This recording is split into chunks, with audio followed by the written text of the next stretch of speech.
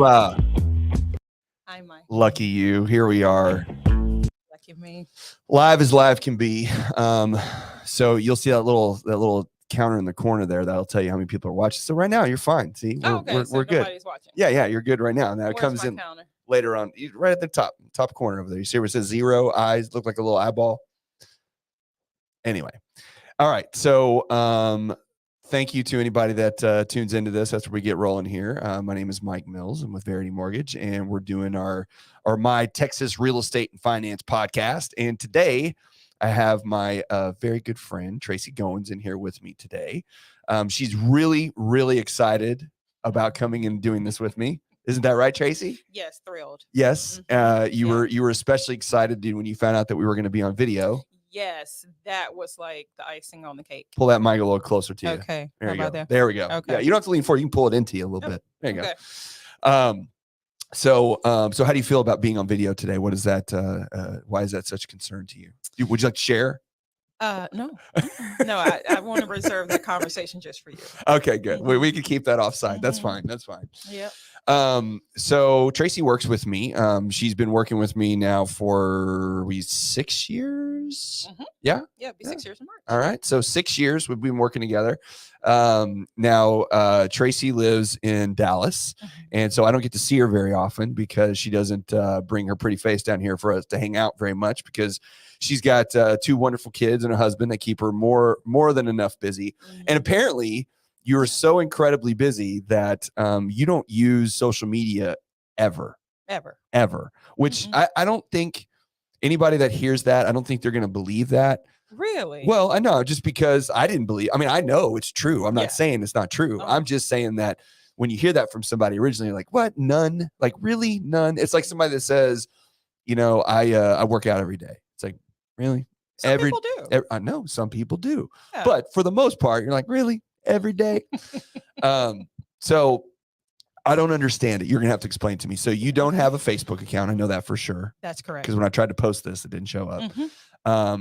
You do have an Instagram account, right? I do. Okay.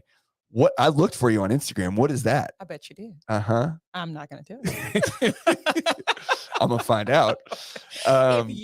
So if you find out my Instagram page, I will do these types of things with you forever. No hesitation, no pushback. Yeah. Really? Yeah.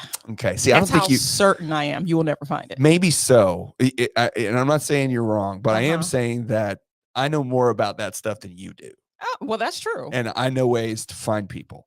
So I'm not saying that you're wrong. I may not find you. I may find you. We'll see. Okay. Obviously, you don't have a TikTok account because you don't get on that ever. Yeah. And then you don't have LinkedIn either, because I looked there as well. So you literally are never on social media. Correct. Ever.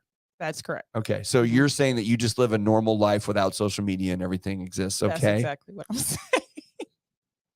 Somehow you can still make it through your day and never be on any of those platforms. Imagine that. It's amazing. I wake up okay every day. It's amazing. And your husband, Micah. Yes. He also has none of those accounts, at least that you're aware of. Well, he has an Instagram. I'm kidding. Oh, don't you start. He does have an Instagram. Okay, he does have an Instagram. Okay. And he that's it. Instagram. Abigail said hello. See? Abigail? Look. What? I haven't seen it. You don't know where to look on this thing. Look down it there. Says hi. Oh, hey, Abigail. There we go. See, we're figuring this out. See, she doesn't use social media, so we don't get very tied into, obviously, being online very often. So therefore, looking at computers, if it's not our LOS screen that you fill out an application with, then you don't know what's going on. Or the Fannie Mae regulations, as they may be. Because that's the real reason you're here with me today is it gives me an excuse to make you come in here and see me in person, which I very much appreciate. Okay. So thank you for making the trek and abandoning your family to do so. And B, we get to share your wonderful brain with the world, because you sure it wasn't to torture me? Well, that's a what do you call that? That's like a happy little accident. That was certainly not the intent. Okay. That was not the intent. The intent was for us to talk about loans and make things interesting. But the fact that you're uncomfortable and that you're concerned about what you told me about earlier, I think it's great. Oh, okay. I think it's hilarious because it just is. So, All right. So before we get in, so by the way, if you are a buyer looking to buy a house, or if you're a realtor trying to learn a little bit more about how mortgage loans actually work from two people that do them, primarily one that's way smarter than the other one, which is the lady sitting across from me, then this will be your podcast to listen to, because we're going to get a little bit into the weeds on loans, a little bit. But I promise you it'll be interesting, and you won't be bored out of your mind. And then Jennifer says, Tracey's in front of the camera. Miracles do happen. See that right there? See, everybody is on board with seeing you out here today. Look at this. Hello, Jennifer. All right. See, we're rolling right along. All right. So first, before we dive into all the loan stuff, I want you to tell the tens and tens of people paying attention to this, like, how did we go from little sweet baby Tracey to adult Tracey mom killing loans every single month? Like, what was how did we go from that to that? How'd we get here? So you want to know about you? Where'd you come from? What you do? How'd you get into mortgages? How did you meet your husband? All those kind of fun things. Okay. Let's see. So one part of my brain is thinking of how to answer that question for you. And the other part of my brain is thinking how I'm going to strangle you when we get off air. Okay, that's fine. So, we'll film that too. We'll have more content. Let's see. So Louisiana, from Louisiana. Yes. Relatively medium-sized family. Okay. Couple of sisters. Okay. Couple of brothers. One of your sisters is in real estate, right? Two.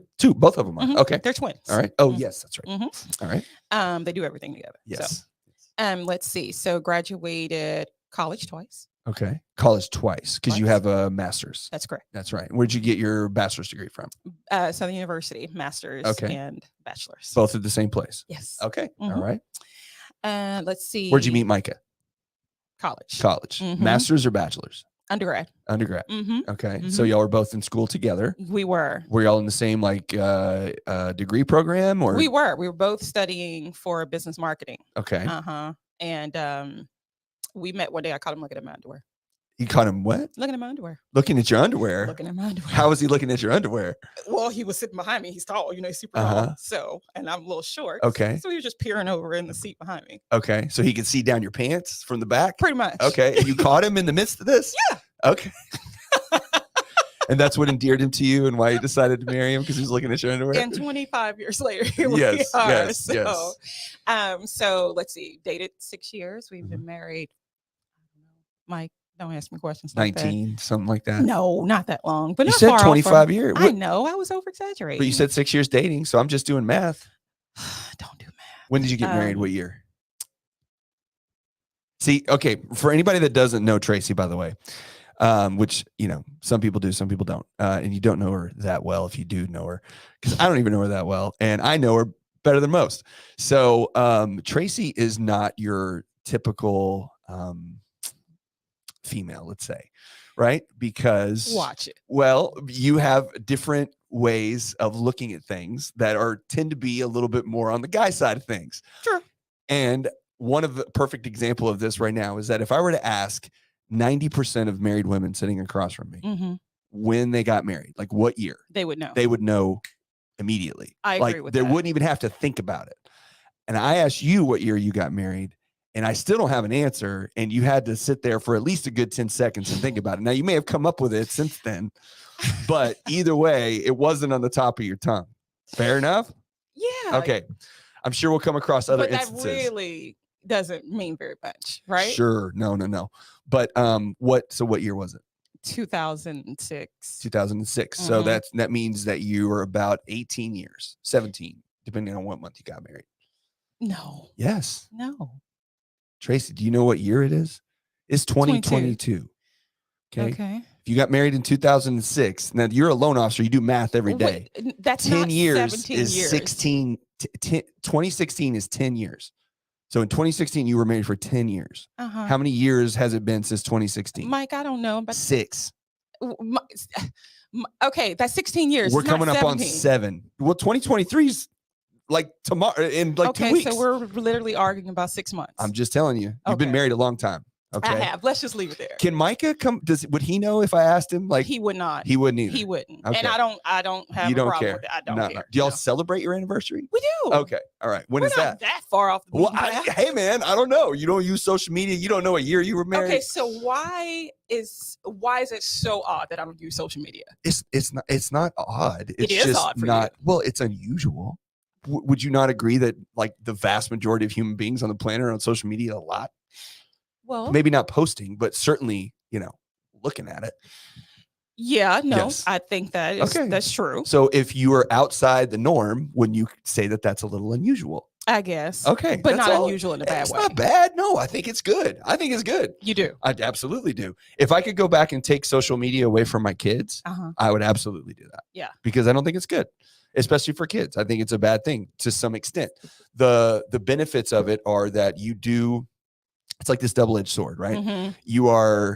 You're engaged with more people on a regular basis. So you see more people and you talk to more people because you're commenting on pictures and liking, and like you just see people's names when you post, when you're involved. Or even if you don't post, you're seeing what's happening in people's lives, right? It's all a rosy picture. Nobody's posting, I just lost my job today and got a divorce.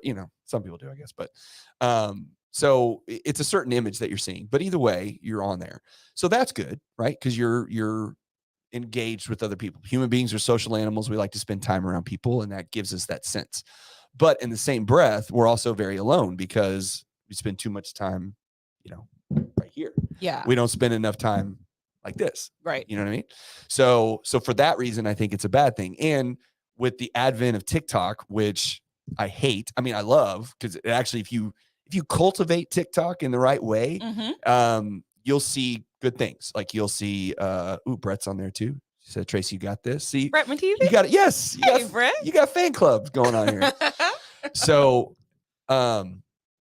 when you look at like an app like TikTok, right? It's 3 minutes of content and it constantly is rolling. Yeah. Constantly. Okay. So as soon as you open it up, boom, there's a video. Like YouTube, you got to go look and find and click and go to. Facebook, you can scroll through, but it's not playing video. Sometimes it's pictures, whatever. But TikTok is immediately video is a minute that you open it up, and it's somebody telling you something. And sometimes, like my wife, if she's watching this, she has gone on a Judge Judy kick. Do you know who Judge Judy is? I do. Okay. So Judge Judy has a TikTok page, or there's several pages with clips of Judge Judy and what she's talking about in the courtroom, whatever. For the last week, she's been what I would call Judge Judy TikTok. And so she's just constantly watching this stuff. So I'm not saying that's bad necessarily.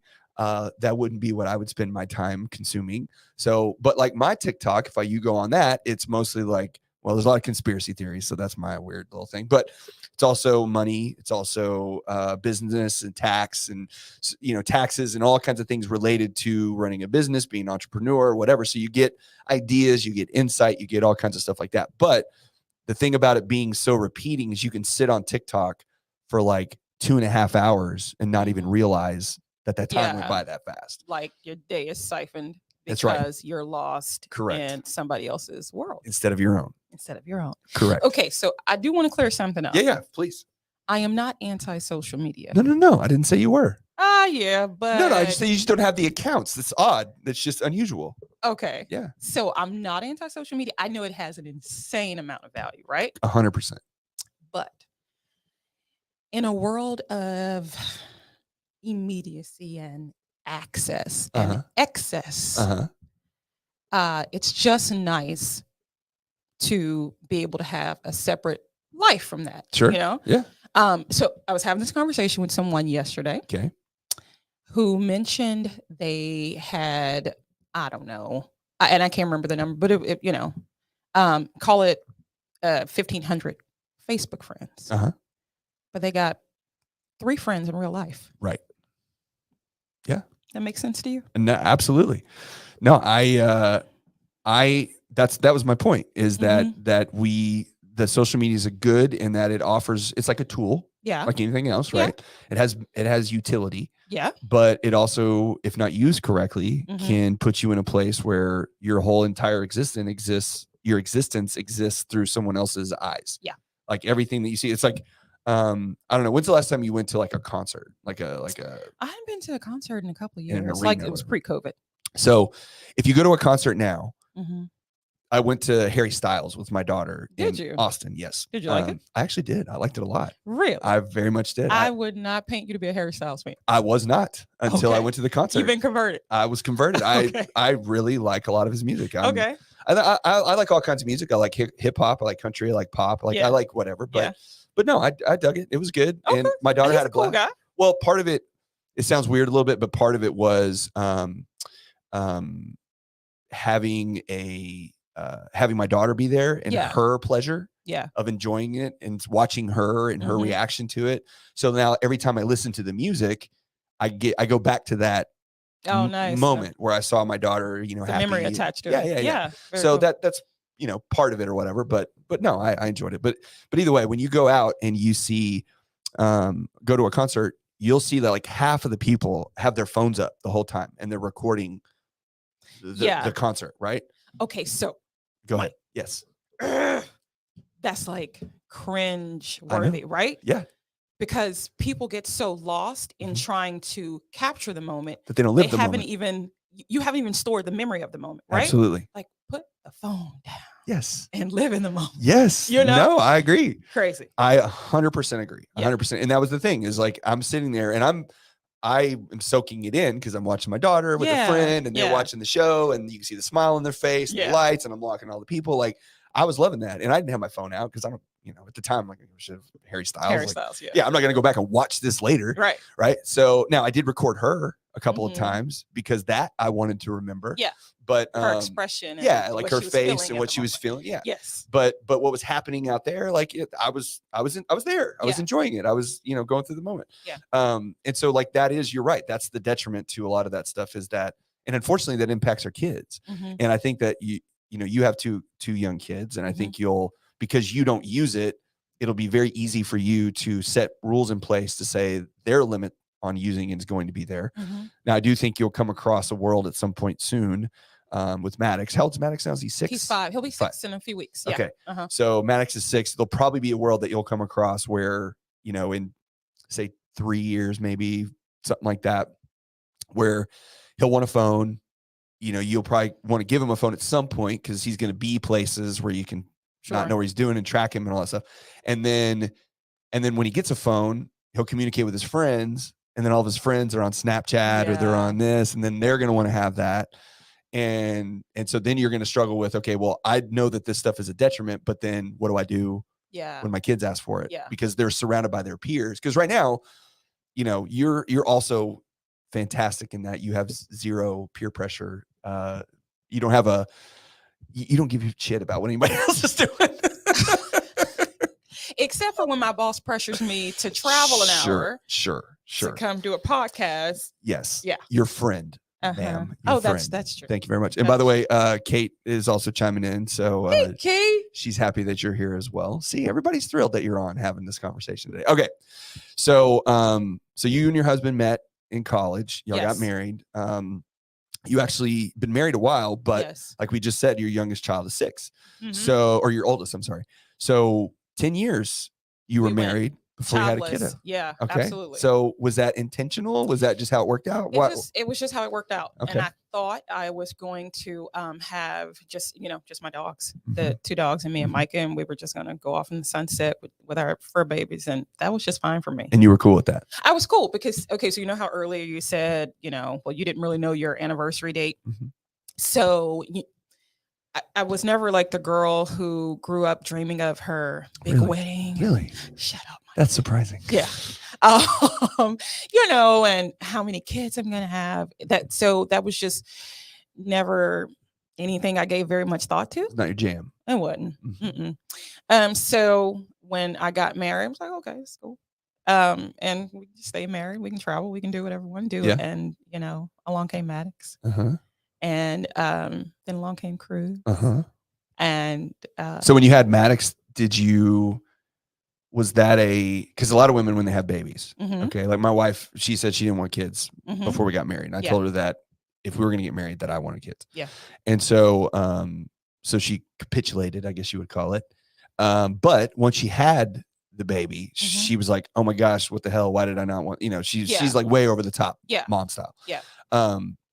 what was how did you feel? Like, was it harder than you thought? Was it easier than you thought? And then based off of that, was it like, all right, we're ready to have another one, or did it just happen work out like that?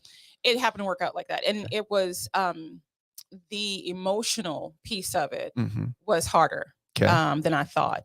So I had the audacity to be weighing in on my sister's lives and how they should raise their kids before I had a baby. And so now you understand why that is bullshit. Y'all, right? please don't do it. Please don't give anybody advice if you don't have any kids yourself. But you were throwing out advice. Can you believe that? Unsolicited advice. I can't believe that actually, because you tend to kind of, but it's your sister. So it's my sister. Yeah. Like, I don't give unsolicited advice to other people, but I'll give it to my sister all day, every day. Right. And after I had Maddox, I was like, man, you sounded like a jackass. If somebody were to come to me and give me the advice that I was giving my sisters that didn't have kids, like, that conversation wouldn't end well. Right. Like, no. No. So it is, now again, I'm not the mom that's like, oh my God. Don't get me wrong. I love my kids more than the sun and the moon. Of course. But it is a sacrifice. Absolutely. You give up a part of yourself in exchange for motherhood. And that just, it is what it is. Yeah. And I wouldn't change anything. Right. But if you're doing a job and doing it right, a part of you is given to this person, this human being. Yeah. And the more kids you have, you got to figure out a way to balance that out. Balance it out. You do. And so I wasn't opposed to baby number 2. It just wasn't a priority necessarily. It wasn't, but I knew I didn't want Maddox to be alone. Right. Because I've enjoyed my sisters. It's a special relationship. So I knew I didn't want Maddox to be alone. And when we were thinking, like, what are we going to do? Are we going to do this? And meanwhile, I'm getting older. What do you mean? You're like 25 years old. What are you talking about? I know I look 25. So you look amazing. It's partly due that cream. Speaking of. Okay. What you got? I'm almost out. Almost out of that. Oh, the cream. Oh, the $7,000 cream that you got me for Christmas last year. What is that called again? La Mer. Yes. Okay. So you only use that like in very specific. Oh my gosh. Yes. Yeah. So you just can't go slathering that on like it's like Jergens or something like that, So it's like, and when I went to go buy myself, I was like, oh, that's what Money Mike was. This shit is expensive. Well, it was funny. When you came in, we'll tell this little funny story here. So Tracey comes in and she's getting ready to go on. She's mad at me because I didn't tell her we were going to be on video. So we had a whole thing about that. Yeah. And then she's like, I need some lotion. And I said, what are you asking me? And she's like, yes. And I'm like, okay, I don't carry lotion around with me just as like a rule of thumb. Like, I just don't have lotion laying around. And then she's like, well, I'll go ask Glenda, because Glenda's here too. Glenda White, if anybody knows, one of our other team members. And Glenda's a female. So obviously she's like, well, I'll go ask Glenda. And I'm like, Glenda's not going to have lotion on her either. And she's like, what do you mean? Look, I said in general, and you can correct me, whatever, but it's like, if in the Black community, there tends to be women and men carry lotion around, and the white community, there doesn't seem to be as much lotion floating around. That's all I'm saying. So we had a bet with if Glenda would have lotion or not, and Glenda did not have lotion. She did not. So, so that's, but when it comes to lotion, Tracey is certainly a lotion connoisseur and knows way more about it than I do. So yes, when she asked for lotion for Christmas, now that wasn't lotion. That was cream. That was face cream. Sorry. Okay. There's a big difference. Big difference. So Jergens is lotion. Jergens is lotion. Vaseline is lotion. Okay. Yeah. Vaseline's lotion? Is it considered lotion? Well, not the petroleum jelly, but they make lotion. Oh, yeah. That's right. Okay, sorry. I'm gonna get you some lotion. Again, I don't like we talked about. I'm the ashy white guy. I have no idea if I am or not, because you could scrape it across my skin and I have not a clue. So I assure you, your skin is likely dry. Yeah, more than likely, it certainly is. But it's been okay so far. I told you, like in the wintertime when the moisture in the air is less, then I do have some like oil that I put on in the shower. It's not like, it's kind of like baby oil, and I just kind of rub it on, so that way I'm not itchy all day long. See, so I'm getting there. And you sleep better at night if your skin is moisturized. Sure. I could definitely say that would work out in your favor. I bet like you're one of the ones that your feet are super rough, right? No, actually, I have beautiful feet. I mean, I will say that my God, my heels occasionally will get a little rough, but ask Susan next time beautiful you see her. Feet. Ask Susan the next time you see her. You don't think that's an overstatement? No. Who's told you had beautiful feet? My wife. Okay, that is a biased perspective. Has anybody else on the planet told you have beautiful feet? No. And I've never asked anybody to comment on my feet, honestly. So that was the first time that it was even brought up. So I'm just basing it off what my bride says to me. That's all. I don't know. She's being nice. Okay, fair enough. Maybe she is. All right. So speaking of work and children, yes. How is it that you find? So you're a female in a last I checked very strong or very highly male dominated industry, lending, right? Yep. There's a lot of, I would say there's certainly more female realtors than there are men. Yes. But there's certainly more men lenders than there are women. Yeah. Right. Yep. So you've been doing this how long now total?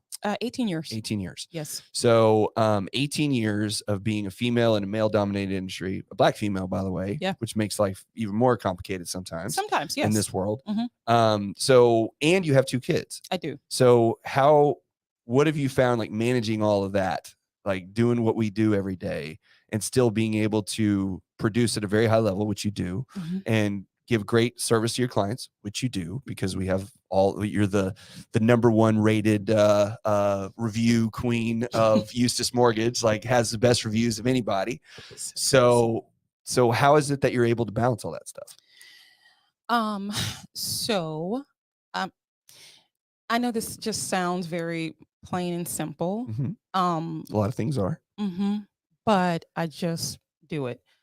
And I don't do it well. You Nike it. I Nike it. Yeah. I don't do it well all the time. Oh, sure. Nobody does everything perfect all the time. Yeah.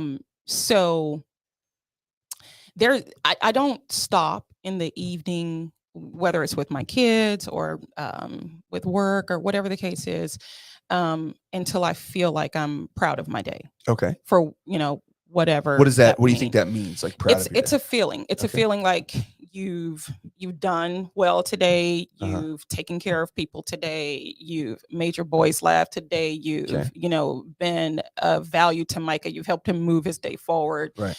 Whatever, you've checked on your dad today, whatever that means. And it's not an action. It's a feeling. I know when to stop, so, and that's how I gauge every day.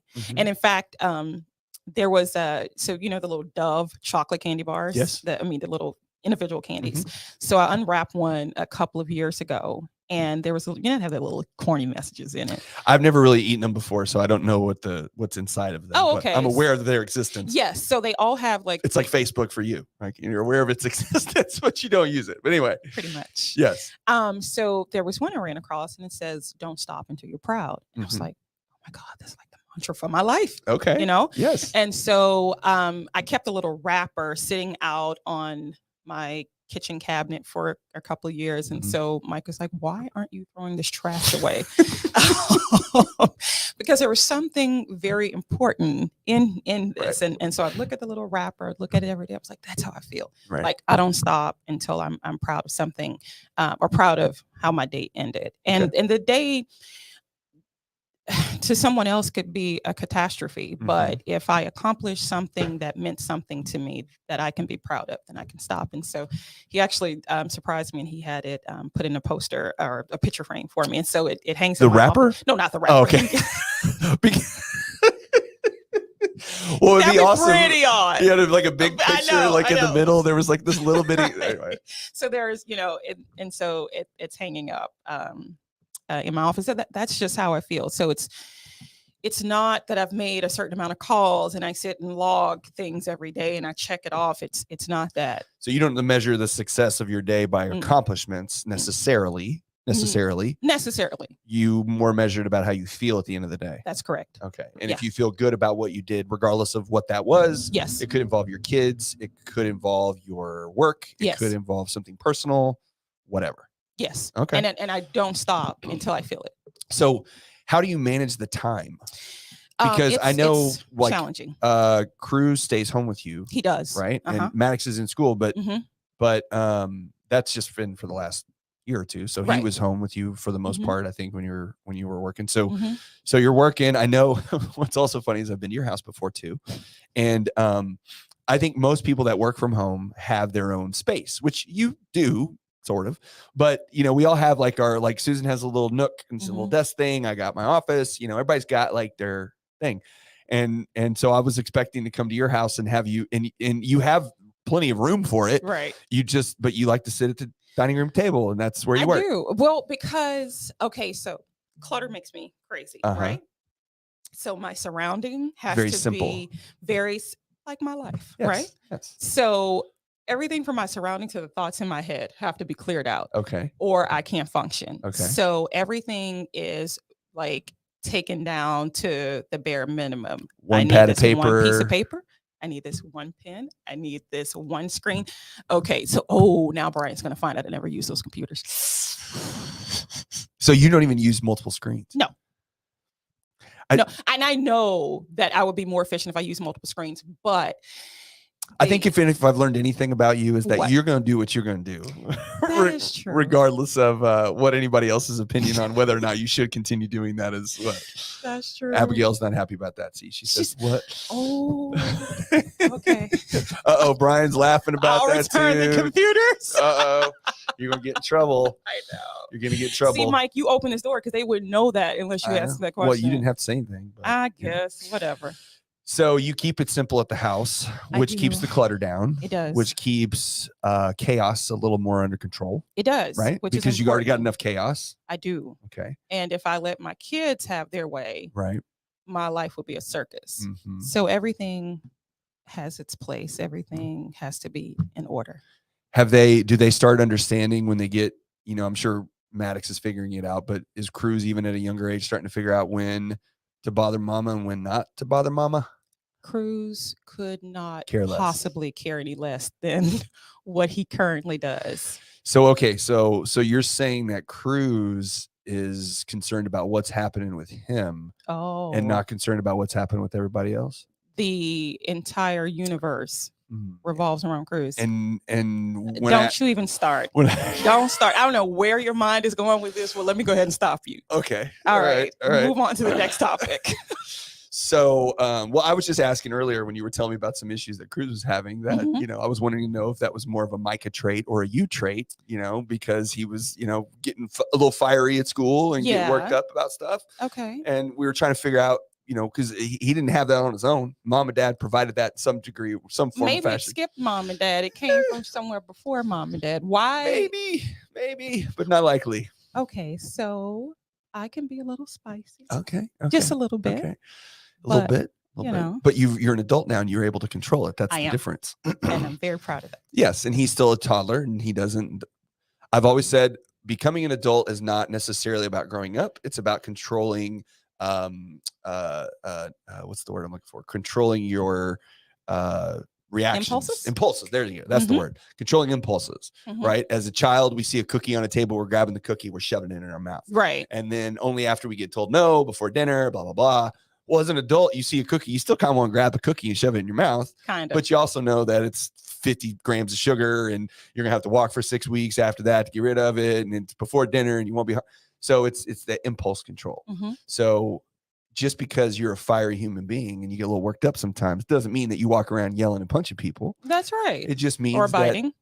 Or biting. Yes. But it just means that it's there. Yeah. It's in there. I don't know. So if you're trying to figure out if Cruz gets his ways from me, I'm presenting facts and then I'm just making conclusions. That's Thank you, Dr. Mike. That's it. That's all I'm doing. Nothing more than that. Much. All right. So working at home, dealing with the kids again, how do you balance the time? Do you time block? Do you, say I'm going to get these things done today and I have to get these things done because you're going to have to just how do you schedule your day to make sure you get everything that you need to? I don't time block because kids have no respect for time blocking. That's very true. Especially when they're around you all day long. Yes. So I really do what I can when I can. And my day is planned 10 minutes prior to the action taking place. Right. Yes. Like at 12:20, I'm going to do this. At 12:45, I'm going to go do this. And I have to do that because Cruz still needs whatever Cruz needs. Right. He doesn't care about Verity. Right. Or anything else I have going on in my life. Right. So everything centers around him. Right. And as long as my agents don't feel that, Right. Or my clients don't feel neglected, or my sister doesn't feel like I've bailed on her in her most vulnerable point in her life, and she needs to talk to me right now. As long as, they don't, then I would say that's a win. Then you got it. I got it. Okay. So, all right. So you talked about your clients. You brought it up. So let me ask you a question. When you doing all your loans every day, what do you think is the loan that you do more than any? Like, what's your, not necessarily you're like, this is the one I like the most, but which ones do you end up doing more often than not? FHA. What is it about FHA in your particular client base that is a good fit and always seems to work out well? It's a little bit more looser financing guidelines, so more people can fit into the box. Okay. So it's not restrictive on geographic areas like rural development is, and unfortunately I don't have the pleasure or the honor to do very many loans for veterans. I'd love to, but I just yes, I mean, I don't know, I guess anybody that isn't in our business that would listen to this, that realtors, lenders, whatever, we all kind of operate in our own little bubbles to some extent, and it's all a function of who you spend your time around, where you live, what you do, what you did, where you involved. A lot of people that were former veterans that got into lending, they do a lot of VA loans because a lot of their friends are veterans, so it's all circumstantial stuff. Yeah. So yeah, that's really it. Yeah. Just a product. When you talk to new buyers, what is one of the biggest hurdles that you're dealing with when it comes to somebody that's never owned a home before, and what their expectation of what this should be versus what the reality of it should be? Like, what do you think is like one of the biggest challenges dealing with buyers the first time for that? It's either one end of the spectrum or the other. So complete information overload because Google told them this. Right. They went on the internet. Okay. So, what you try to tell people, internet's okay, but that article that you're reading is written from one person's perspective, and he could be in the housing market in Massachusetts, and you're buying in, Louisiana, and these are two entirely different circumstances. And, so, and he's writing from his lens of, of his experience, and it doesn't really fit your life and the broad scope of what most people are doing. So it's either that or just a complete lack of knowledge. And so you're dealing with either maybe a not so savvy buyer that needs a little bit of propping up, then going to financing, which is totally cool, but you have to invest that time there because you got to make sure they're comfortable. And or you're dealing with someone who has their mind made up and then trying to retrain their thought process, and so that can be a little bit challenging. Which one do you think is harder to deal with? Retraining somebody's thought process for sure, because if somebody already has their mind made up about something, I gotta change your mind, then give you this. Well, my brother said that was not true. Yes. My cousin told me that I could do this. Lord, yes. I was like, what do your cousin do for a living? No, they drive buses. Okay. That sort of thing, So, so that's always a challenge, but I mean, it just is what it is. It's just what we do. So if you were talking to a room full of people that were thinking about buying a house, what would you tell them if they could only worry about, I know, and there's no such thing as this because there's so many facets, but if you were to say, hey, look, if you're going to worry about something, let's start here. Worry about you have this squared away. What is that? Their credit. Yeah. Okay. I mean, because credit determines if you can get a loan, and then income, how much loan you can get. So the if is the biggest part in the beginning. So I would say just focus and make sure that your credit's in line, and that you have positive payment history, and then from there we can really figure the rest out. But that's that one piece. If it's not in line, then there's nothing that follows that. Credit Karma says I'm a 660. I know. So what do I do about that? I want to find there, and you know what? Those whoever is like making money hand over fist, right? But yeah.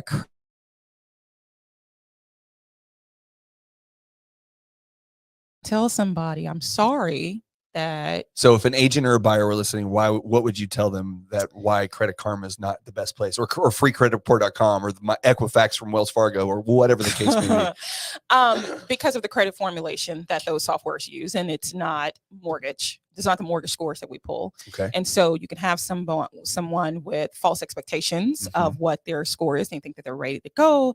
And then when I pull their credit and their scores are 20, 30 points less than what Credit Karma is giving them, then, they're disappointed. Or what did you do? Yeah. They told me my score was a 720. I'm sorry, but that is incorrect. Well, you said when you pulled my credit score that it wasn't going to make it go down. Yeah, but it did. It did. Yeah, I lost 20 points.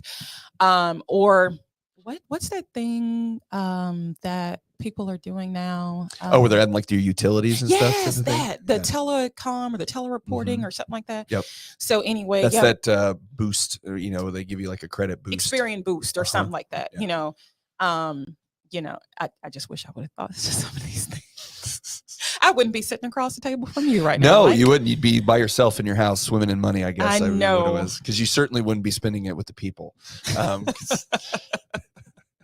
You only spend time with the people because you have to. That's it. So yeah, those things are hard to overcome, because once someone signs up for that, and however the software achieves, these temporary, milestones in the credit score, then people, that it's like, okay, I'm on to something here. And then I come along and, I just kind of take the wind out of their sail, then that doesn't feel so good. No. And at the end of the day, people remember how you make them feel, Yep. You were the one that gave them the bad news. I gave them the bad news. I don't like her. Yeah. She told me, I was like, here we go. So, Yeah, the way I try to explain it is I tell people that that's what I call a consumer credit score, where that report that you're working off of is provided by a company that is receiving payment in order to provide it. Right. And they're like, well, I don't pay for it. It's free. I'm like, no, you may not pay for it. The ads. Wells Fargo pays for it. That's right. Or Chase pays for it. Somebody's paying for it. Yeah. Either you're paying freecreditreport.com or someone else is paying free credit, but somebody's paying. Somebody. Yeah. So if I'm providing you with a service that you're paying for, what I want, and you think of yourself as a 620 borrower or 620 person, but I tell you you're 640, are you feeling good? Feeling pretty good, right? So is the likelihood that you're going to continue paying for that service greater if I make you feel good? Sure. As opposed to make you feel bad? Yeah. Right. So, and then when you look at mortgage scores, they're so much, different because of the amount of money that you're trying to take out. So the liability or the debt that you're trying to incur on a house is much greater and much harder to recoup should you not make your payments. Whereas a car, if I go apply to, AutoMax or whatever to get financing there, that car, if you don't make the payment, they're just going to show up and take the car, right? They're going to send the wrecker over. He's going to steal it out of your driveway and you don't have a car anymore. But they can't do that to a house. And so we have stricter requirements. The metrics are measured harder than it would be if you were getting a credit card or you were buying a car or you were just looking at freecreditreport.com. Yeah. Because it's just a different thing. But that's a difficult thing to explain to somebody, especially because they don't understand why that should be the case. If I'm a consumer, I'm like, well, why can't I just have a credit score? Why do I have to have 7 credit scores? Sure. And try to figure out which one fits and what I need to do, whatever. And then from a lending side, it's like, same thing. I wish it was much more simple. So I didn't have to try to spend 30 minutes explaining to you why your credit score is different than what you see when you open up your app. Right. So when you're dealing with agents, because in our business, we obviously deal with agents every day. What do you think are some misconceptions about what we do versus what agents think we do? And then, what are the biggest hurdles in dealing with that stuff when it comes to dealing with realtors? I mean, and it's, it's not a negative thing. It's just, it's like, we think, it's easy and cheap. You just drive a couple people around, show them a house, no big deal. Reality is you got to pay for photos, you got to pay for listing, you got to pay for all kinds of stuff. And then, you may have 1 or 2 clients as an agent that you show once or twice and they buy a house, and you may have a client that you show 15 times and they don't buy nothing. So what do you think are some misconceptions that agents deal with about what we do on a day-to-day basis that would help them, relate better with how we're handling our clients? I think that probably the biggest misconception is that agents really don't understand the nuances of financing and the different layers, Okay. all the layers that What we do you mean by have that? to build a file, like, and the processes, Okay. that for every file that we have an appraiser, an insurance person, a title person, the underwriter, the processor, Right. the loan officer, all these people on one file, that all these moving parts that have to really kind of operate well together Right. in order for this to go from an inquiry to a closing. Right. So I think that can kind of get lost sometimes. But you're right. I was one that's like, "Ugh, okay, yeah, y'all's job are so much easier than ours." But I think the biggest thing for agents that people don't give them credit for is they manage a lot of emotions. Yes. And that is challenging. Yes. To manage the emotions of an adult Yeah. human being. Right? Yes. Yes. Okay. So yes. That is and very true. I've actually never even thought of it like that, but yes, that is It is. 100% true. You're managing emotions of adults. it's Yeah. sometimes they rather roll up their sleeves and do the other work than, because it's if you're not equipped to do that. Yeah. If you're not, like, your cup is full for the day. Yeah. That can drain you. At the end of the day, you're trying to figure out, why am I so tired? Oh, because I've been playing like Dr. Counselor. Phil all day. Yeah. And that's a lot. It's a lot when people have so much writing on these transactions, and their children's feelings are involved, and their bosses know that they're getting a home, and they've plastered over Facebook. And so that can be very challenging too. So I don't think we probably give agents enough credit for that piece, because it's a really big deal. But yeah, I just think for our side, I'm sorry. I was like, what is that sound? Yeah, that is because I had it sitting on top of that metal bar. I apologize. See, I don't know the podcast. I thought I was etiquette. going crazy for a second. I But saw it's you fine. looking around. I was like, what is he looking at? What is happening? Am I doing something? I don't know what's happening. So yeah, I think that's probably the biggest thing. It's just what it takes to make this thing work, because once we get the green light that this deal is out of inspection, and when we get to closing, there's just so much that goes on behind closed doors that people just don't realize. Well, and I think for us as lenders, like we do get to do things pretty black and white. Like it's your credit's good enough or it's not. Yeah. Your debt ratio fits or it doesn't. Yeah. You have this much money or you don't. There's not a lot of gray area. I mean, there is, Some, subjective stuff, but when it comes to underwriting and, different rules and whatnot, like that's the thing about VA. VA is really fun because it's got a whole bunch of subjective guidelines that don't necessarily, it's not black and white very often. But either way, the vast majority of what we do is that way. And with agents, it's different because you're dealing, like you said, you're dealing with people's emotion on, this is a big transaction. This is the large, for most people, this is the most expensive thing that they will buy in their life. Yes. And next to dealing with your kids having problems at school or emotional, whatever, or your marriage or relationships, it's probably, right in there in the top 5 of most stressful things that you're going to go through. Absolutely. And then the agent gets to kind of be, like you said, the Dr. Phil, having to deal with how the husband and the wife are interacting, or how the buyers think about the sellers, or what the other agent thinks, or, whether or not the inspector came out and did his job well enough, or if the buyers liked them, or they felt like they should have paid for that, or we wanted this part in the contract. Why didn't they give us? The sellers are hating, all of that stuff. Like it's a lot. It's a lot. Yeah. At least with us, we can kind of say, well, this is what it is. Yeah. So either you want to do it or not. Yeah. It's kind of like when we go to closing, my favorite thing, being at closings is sitting with people, especially attorneys. They're a lot of fun because they go through every line item on every single piece of paper. And I've had a few before, like, start to cross stuff out, and the title, no, you can't do that. I'm like, well, I don't agree to this. And they'll look at me and I'm like, well, if you don't agree to that, then you don't get to buy the house. Right. They're like, well, wait a minute. I'm like, no. These like, are all non-negotiable, right? These are all government forms that they put together. Like there's no striking through. Yeah. Like you don't get to do that. I mean, it'd be nice, but unfortunately, no, that's not going to happen. So, it takes all kinds, to make the world go around. But at least with what we do, we don't we don't have a lot of wiggle room or gray area that we have to mess through. We can say, hey, this is this or this is that. And there's not much else to it. Right. Yeah. And so it is unfortunate for agents that they have to deal with the emotional side of things. But so going through the process of doing a loan, from start to finish, I would like to hear what you think about when you hear another lender say something's been in underwriting for, 5 days or 7, or we're still waiting on underwriting.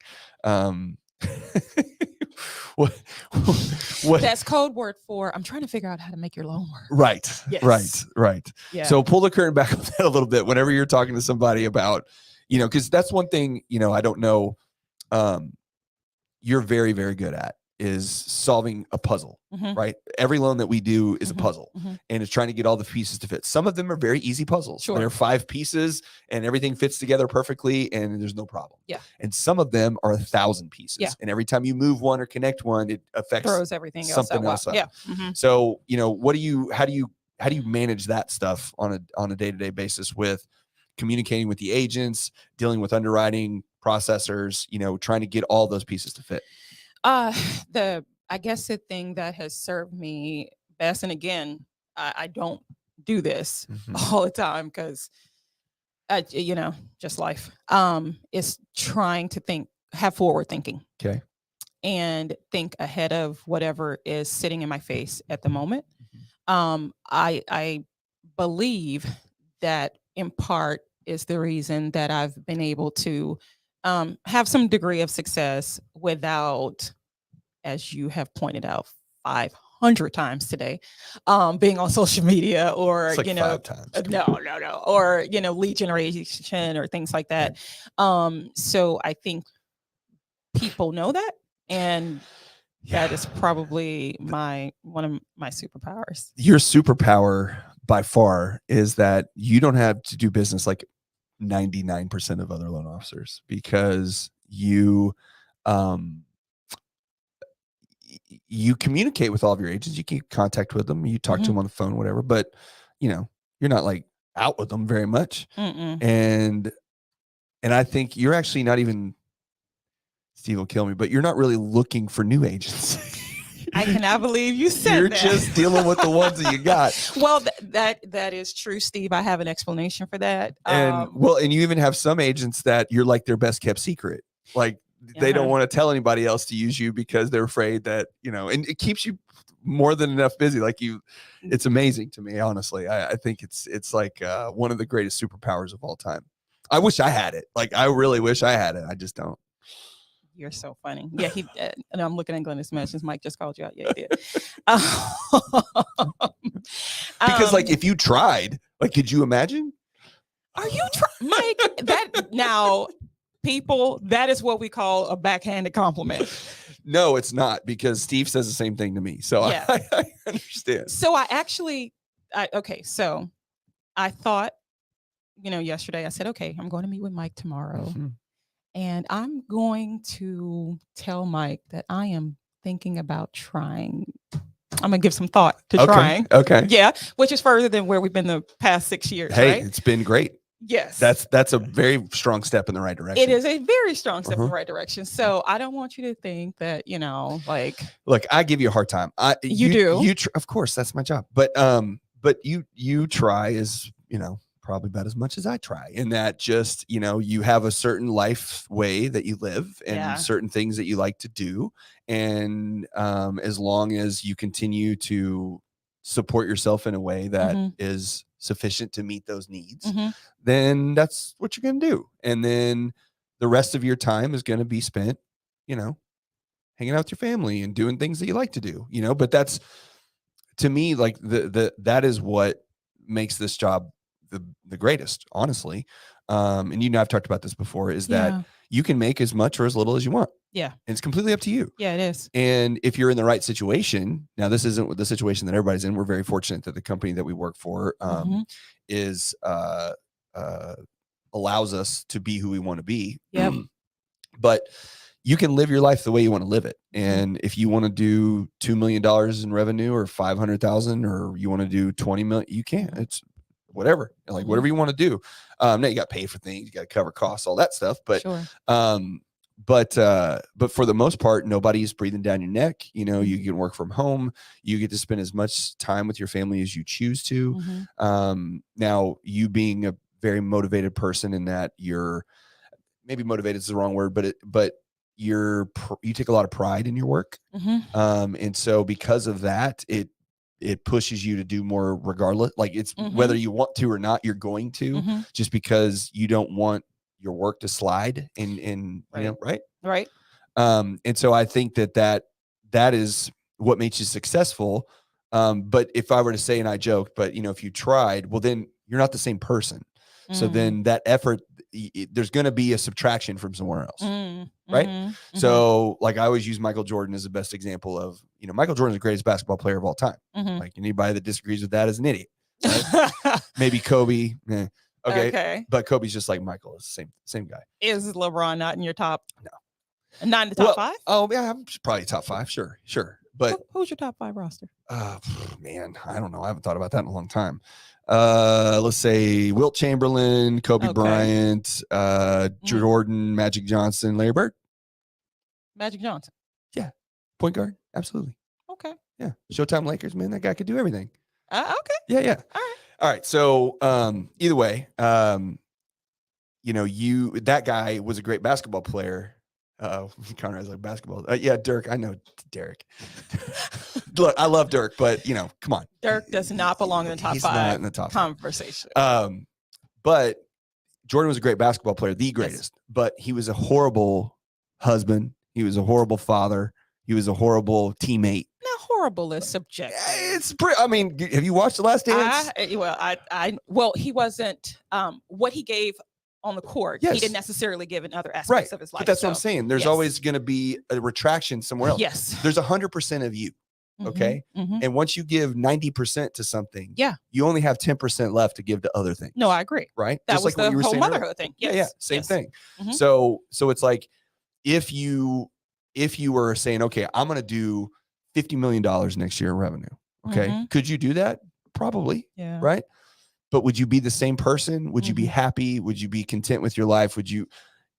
Or would you be miserable and mean to your kids? And you know what I'm saying? So like, I now granted, I'm sure there are people out there that accomplish all of those things. Okay. I don't want to, somebody's like, I do this. Somebody's going to be mad as hell. With right. So I'm not saying that you can't, it's impossible. I'm saying for us average human beings, okay, that it's a challenge to be that way, and you can pull away. Yeah, you see Brian's. Yeah, what I missed Brian with the sad face. That one. No.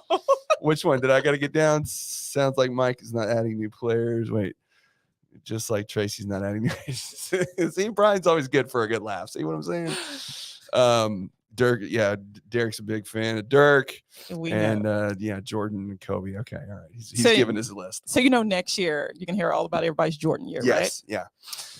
Well, but like I said, we all want to do more. Yeah. The entire world is structured in a way that is all built to do more, right? If you're a corporation and you have a stock price, what's the goal of the corporation? Do more. Yes. Do more. Make stock price go up. Yeah. But you can't do more forever. At some point, more becomes a detriment to all things. So it's always about finding balance, which is what we talked about before, right? So I agree with that. But I'm not there. I don't want to do more right now. Yeah. I want to do better. Okay. Yeah. Because I sort of feel like, and it's going to sound a little weird, but I sort of feel like I haven't really earned the spot to do more yet until I feel good about what I'm feel really good about what I'm doing right now. So I just want to do better. Yeah. So then I can scale and do more. You want what you're already doing to be as good as it can be before you try to do more. Yes. Right. Yeah. Yeah, but I understand that sentiment 100%. But only thing I would say to that is that is a little bit of that's a subjective metric, right? And it's like, well, when is it good enough? I don't know. I've never been able to figure that out. Right. Well, it's kind of like what you said. You end your day by feeling good. Yeah. Right. Yeah. I feel proud of what you did for the day. And, and sometimes that's your measure and sometimes that's your metric. And, that's just, everybody's a little bit different, but I definitely think that, when you put, any energy into anything, work, your kids, your family or whatever, you only have so much energy to give. And at That's some true. point it's going to be a detriment to other things, True. but you'll still have success. It's just about how you measure success. Yeah. What's Right? important to you? Yeah. What's important to you. And I think, again, back to my original point was that this job is set up in such a way with our company that we're able to balance those things in whatever measure we choose, as opposed to having somebody breathing down your neck 24 hours a day saying, why aren't you doing more? Why aren't you doing more? Why aren't you doing more? Well, I did this last month. Well, you need to do this month. Right. And that's just how, that's how all things work. Unfortunately, it's maybe not good or bad, but it just is what it is. Yeah. So where do you think, based on your conversations with agents and people and everything every day, where do you think our market's headed? What direction are we going in? Well, if you listen to all the horror stories, completely like to Hades, right? Sure. But what do you see versus what you hear? I see that people are still interested. I see that people still want to buy. People still have the same home ownership goals than before this whole thing kind of, went to smithereens. Yeah. I think that people communicate, they feel how people sort of tell them, they should feel about this. Yeah.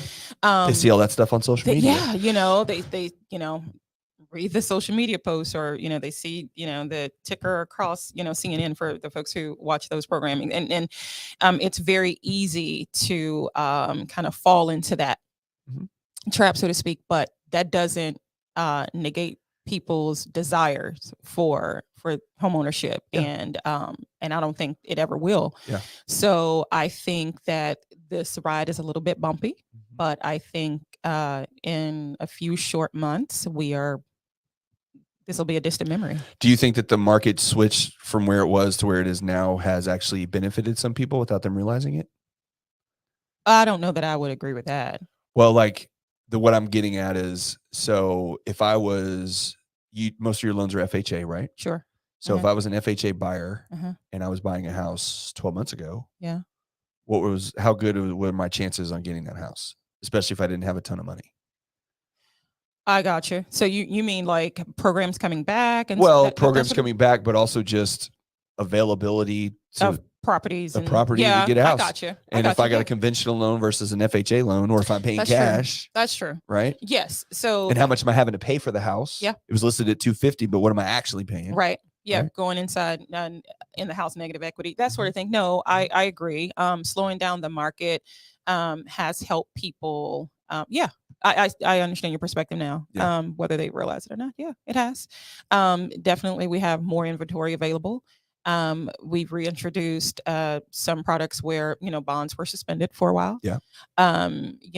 Rates aren't the prettiest, but if I've never owned a home before, it's all relative. I mean, I don't know. I don't really. You only know because it happened before, but it's not happening now. It's not. Yeah. So I don't really have a real life experience to compare it to. On it, yeah. So So you said something about bond programs. That was another thing I wanted to ask you about. So I just want you to talk a little bit about what has changed from what we had before to what we have now, and how you look at bonds as a whole when it comes to buyers. So if I'm a buyer and agent and I say, well, I want to use this program, and I hate that word, I should say bond. If I want to use a bond or I want to use a grant, here's what I'm looking at. But what was available before, what's available now, and what do you think the true benefit to someone getting into one of those?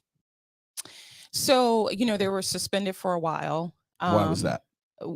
From what I understood, the pricing on it just wasn't anything that investors were willing to bite on, because when the whole refinance, when the rates jumped up, it just wasn't anything that was just palatable for investors. So, in part, I would say they're back now, at least with the programs that I work with, particularly. How I feel about grant programs in general. Okay. I think that they have their place, and I think that they've been very, very critical for homeownership rates, and they are a great product for people to bridge the gap, right? Because the biggest hurdle for a lot of people is cash. Sure, because just because someone doesn't have tens of thousands of dollars in the bank doesn't mean they won't be a successful homeowner. Okay. Correct. Yes. Because they're paying rent. They're paying rent and they're paying it well, you know. So unfortunately, the average American just doesn't have that sort of money stored away. That's true. So I think that those products do have their place, but everything should be just kind of analyzed just to make sure it makes sense for you. Right. Because if a second lien for 10 years at a 7.25% interest rate, when you are only planning to stay in your house for 3 years and you're going to have to pay that money back if you sell or refinance, might not make as much sense if you're able to get a gift from someone and get a 1.5 better interest rate right now, get yourself a better payment, which is going to improve your bottom line, that sort of thing. So I think when people hear grant, free, we all love what we think is a deal, right? Right. But do you know anybody that gives away free money? Not a soul. And if you know, met anybody, let me know. Yeah. So I can sign up for the free money trade. Yes. Yeah. So, so I think that people just need to take a little bit deeper dive, past the, free, past the, so just to make sure that it truly makes sense for your life. Just to examine it on a financial perspective, not just thinking it's free money. Yeah. But does the math make sense? Does it? The math ain't mathing in a lot of cases. You heard people say the math ain't mathing. So yeah, I just think that with anything, people just need to take a closer look and make sure this is something that really makes sense for their life. Okay. Well, and I think I come from the same point of view a little bit with you on that, and that, I always tell people, like, look, it's not that they're good or bad. It's that, are they good or bad for you? That's it. Your situation. Does it fit you? Does it not? Is it necessary? Is it not? Yeah. Is it better than renting? Yes, it is. Because I think this is the piece that people miss sometimes when it comes to buying a house, is that if you bought your house in 2007, right before everything crashed, right? There was the biggest crash related to mortgages and real estate directly that we've ever experienced, right? So values came down, the market hit the toilet, which is nowhere close to where we're at right now. Your house is you still got 50%, 60% equity in that house today. Still 80%. But your appreciation has been so massive. Yeah. That all of that money that you didn't do anything to earn, it's just that you own that house. So you basically made $100,000 over that period of time for doing nothing but living in your house and paying your mortgage. Yeah. So when you think of it from that point of view, owning a home makes a lot of sense. Now, I don't I think people that think like, well, this is the path to wealth. It's not that having a house makes you rich.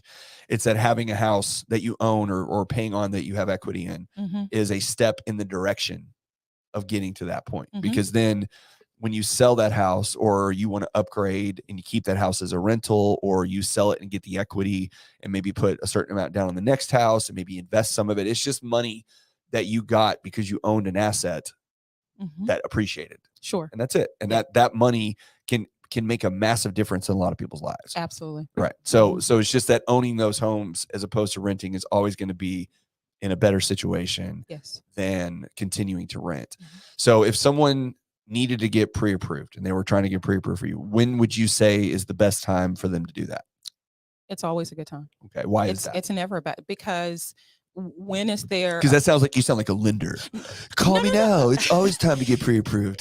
When is there a bad time to move your I'm life not forward? disagreeing. I'm playing devil's advocate. But I mean, I guess I can understand how it sounds, but there's never a bad time to move your life forward in that direction. Right. So there's when is there a bad time? Because what you don't know. Right. Right. So you have to find out. Yeah. And the only way you can find out is if you take that step, right? By picking up the phone. And people are there's so many people that are just like scared, paralyzed with fear that they're going to hear a no. Yeah. Right. And I get it. Yeah. I get it. As long as I've been doing this, and I've bought and sold a few times, and it's still even kind of nerve-wracking for me. And I know exactly what to expect. Yes. Exactly what they're doing. Yes. Like, oh, the underwriter said that. Yeah. Or whatever. Tell them this, So I know these things, and it's still very stressful. It's a stressful process. So I get it for someone who is brand new to this thing and they don't know what in the world to expect. Right. But some people are so paralyzed by that they actually never take that step. Yeah. And that is for me, the kind of the tragedy in it, you know. So Well, it's a fear of the unknown. Everybody's is. scared of the dark place of the, where I don't want to go in that cave because I can't Yeah. see what's in there. Well, I don't want to yeah. open that door because I don't know what's behind it. Yeah. I don't want to take that job because I don't know if they're Yeah. going to like me or, whatever. So I think that fear is just basically ignorance in a lot of cases because you just don't know what you don't know. True. And when you find out, then the light gets illuminated and Yeah. now you know. It may not be good. Like Right. And that's the thing. Yeah.